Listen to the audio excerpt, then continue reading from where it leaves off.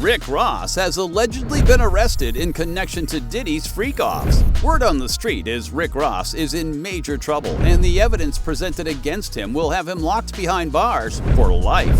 If you thought the alleged assault allegations against Diddy were shocking, just wait until you hear the details against Ross. Rick Ross also has a dark, lengthy criminal record you probably didn't know about.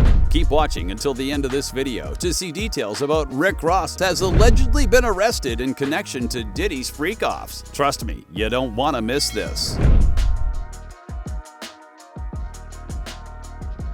Before we get into the video, I want to give a quick shout out to the #1 celebrity jeweler, the Ice Champ. The Ice Champ is doing a special deal for the next 24 hours on diamond watches, chains, and more. Follow at the Ice Champ on Instagram now.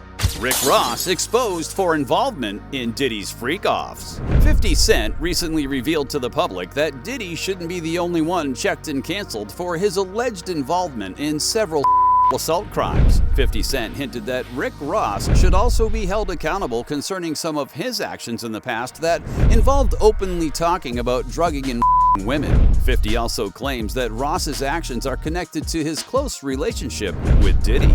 These claims sparked quite a reaction on social media.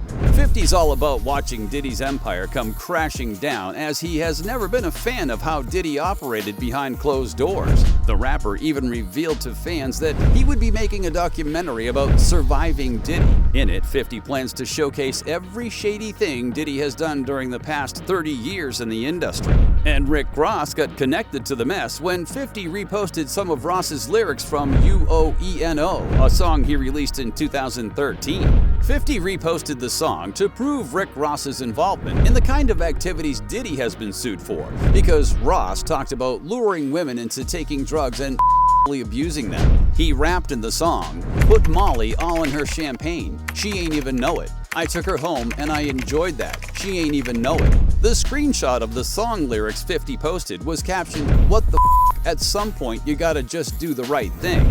50 Cent really got some controversy stirred up because back when the song was released, Rick Ross faced backlash from fans and even lost a huge deal.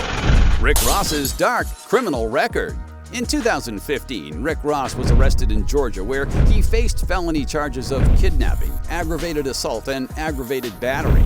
The rapper was arrested alongside his bodyguard.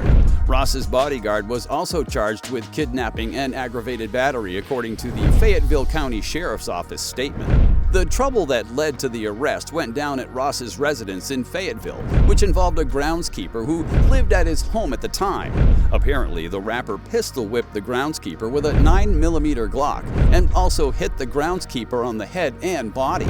The rapper then took it a step further as he threatened the groundskeeper at gunpoint while he questioned him about a particular situation. Ross and his bodyguard then forced the groundskeeper into the bedroom of a guest house where they forced him to stay. When the groundskeeper was eventually found, he had suffered 2 chipped teeth and a neck injury, along with multiple scratches and contusions. The warrant that was issued to arrest Rick Ross and his bodyguard also stated that the groundskeeper had lost use of his jaw and couldn't chew food at the time. Rick Ross was arrested but released from jail a week later.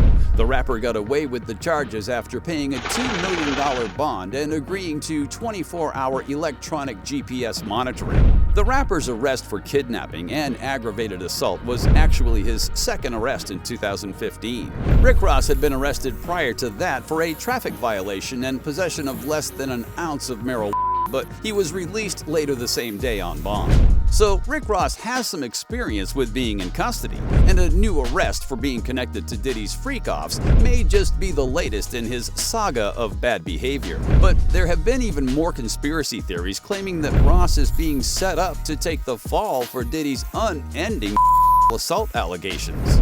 Cassie's share of Diddy's freak-offs. The primary person who alerted the public to Diddy's unsavory habits of using humans as toys was Cassie Ventura. Cassie shocked the public when she sued Diddy for jaw-dropping accusations in 2023. Cassie filed a lawsuit against Diddy which contained disturbing allegations, some of which were about Diddy allegedly forcing her to perform illicit acts with male workers while he watched and even documented the moments. A part of the court documents read, "The first time Mr. Combs hired a man and brought the man to his home in Los Angeles, the man, Mr. Combs, and Miss Ventura wore masquerade masks and ingested drugs." It continued, "Mr. Combs directed Miss Ventura to perform acts with this man while Mr. Combs watched them." Cassie, the former Bad Boy Records signee, claimed that Diddy allegedly would call the acts a freak-off or faux.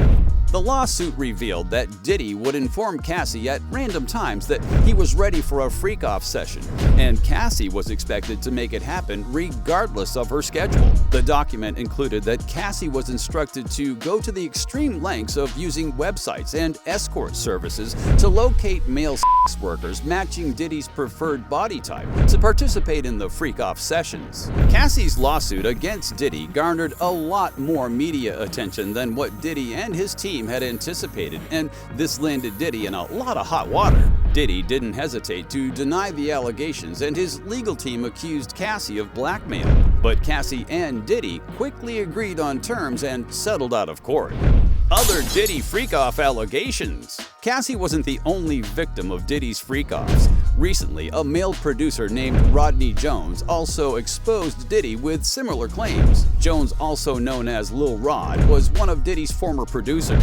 Lil Rod claimed Diddy had been a pain in the ass when they worked together. He accused Diddy of taking advantage of him while they worked on his album in Diddy's mansion. Lil Rod sued Diddy for allegations of drug dealing, sexual assault, and hiring male sex workers to engage in different kinds of activities. Diddy was also accused of being an unfair boss to Jones due to him paying just a token $21,000 after Jones had worked on Diddy's most recent album, the Love Album, Off the Grid.